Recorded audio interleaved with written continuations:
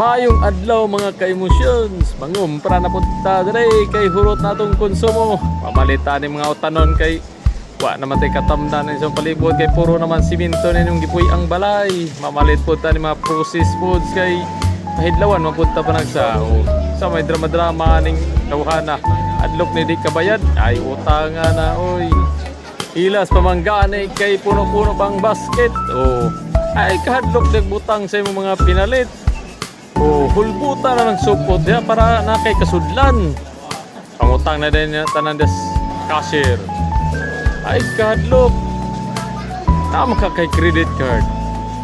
Ana na tanawa lang ang presyo na. Unya na ka maghinuktok pag abot na sa bill sa imong credit card. Oh, huma naman ang isa ka basket. Ana na pong usa. Na, naglisod og alsang amaw.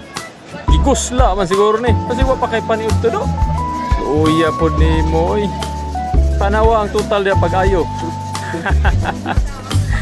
Mara to. Daghang salamat.